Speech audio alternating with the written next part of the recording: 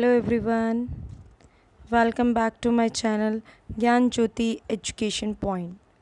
Now in the today's class we will do economics of class 11th.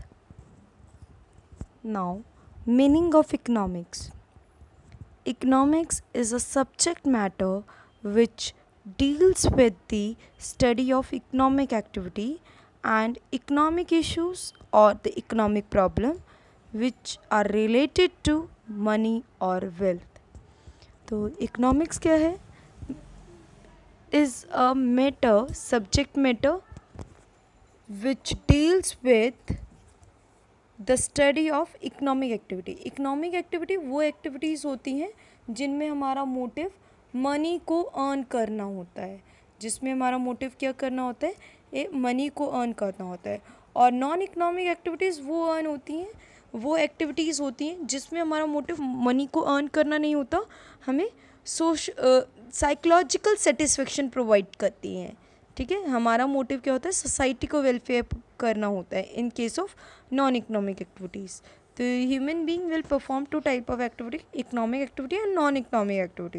And the economic activity which is related to the wealth और money and non economic activity is related to the psychological satisfaction. ठीक है. Now economics is a social science. Economics is a social science because it is not a science, it is not perfect science because जो science के जो rules हैं, जो rules हैं, आपके जो formulas हैं, which are universally applicable.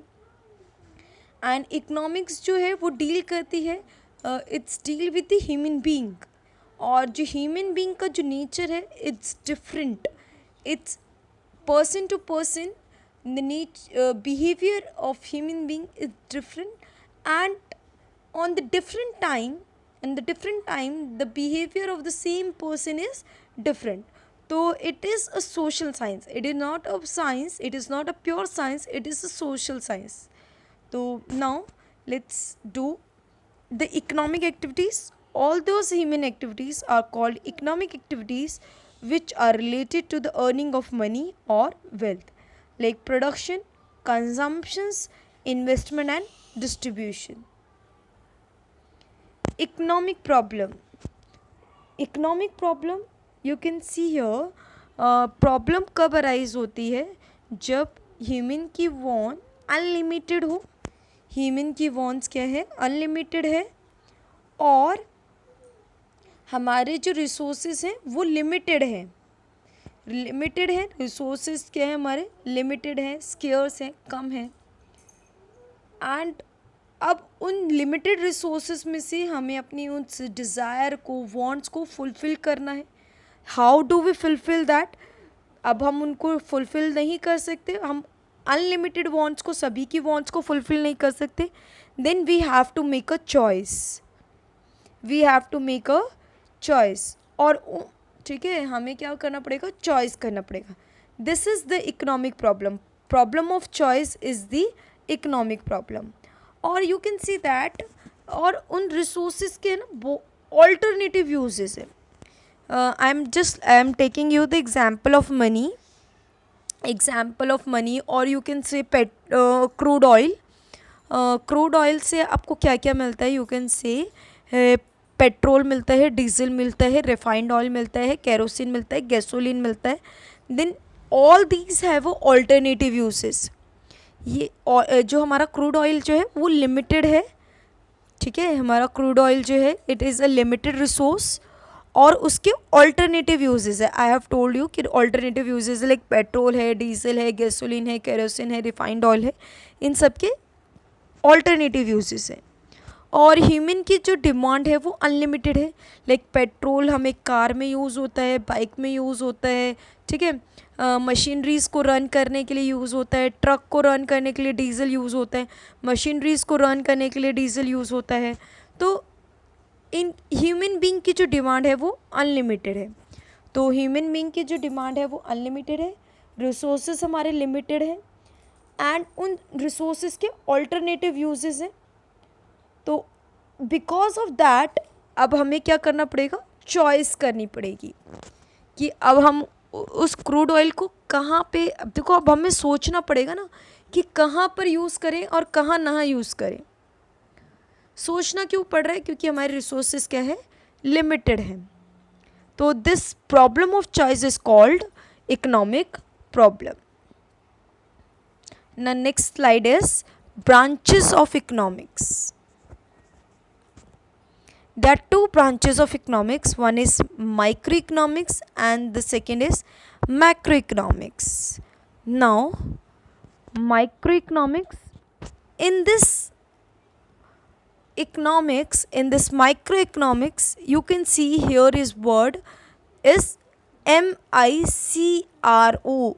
There is I, there is I, it indicate individual. ये किसको इंडिकेट करते हैं? इंडिविजुअल पर्सन को इंडिकेट करता है।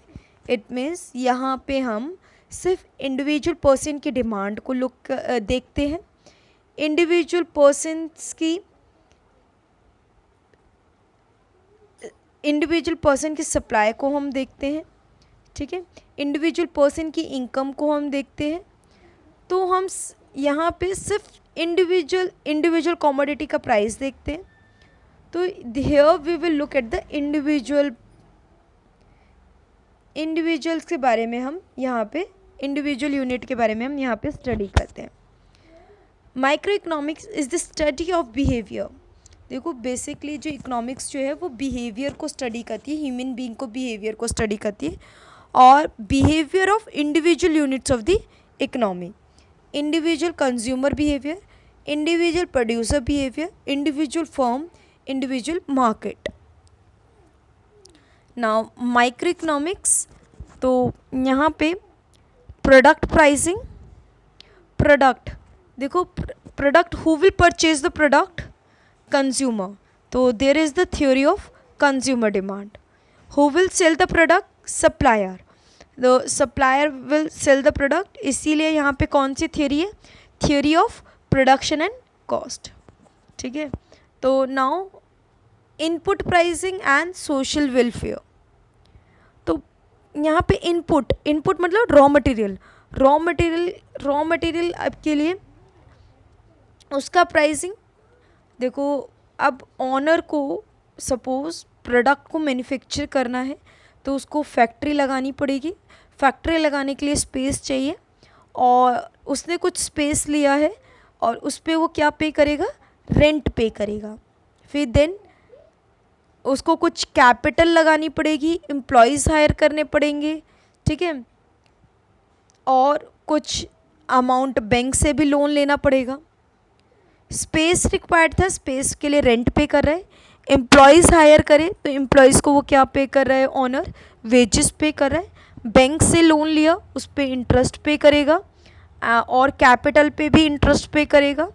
एंड जो भी आप उस बिज़नेस से जो भी प्रॉफिट हो रहा है वो किसको जाएगा? ऑनर को जाएगा, एंटरप्रेन्योरशिप को जाएगा। तो these are the input pricing. Now come at the macro economics. Here is the word A. यहाँ पे क्या है? ए वर्ड है। A represent for aggregate. तो मैक्रो इकोनॉमिक वो किसके बिहेवियर को स्टडी करता है? एंटायर इकोनॉमिक सिस्टम को, बिहेवियर को स्टडी करता है। It deal with the study of economic issues, economic problems at the level of the economic as a whole. तो यहाँ पे हम सिर्फ इंडिविजुअल पर्सन की डिमांड के बारे में बात नहीं करते, हम पूरी इकोनॉमिक की डिमांड के बारे में बात करते, पूरी इकोनॉमिक की सप्लाई के बारे में बात करते, पूरी इकोनॉमी की इनकम के बारे में बात करते। तो इसीलिए यहाँ पर क्या वर्ड यूज़ किया जाता है? Aggregate demand, aggregate supply, national income, government budget. Now you can see here the difference between microeconomics and macroeconomics. It deals with the economic issues related to small economic units.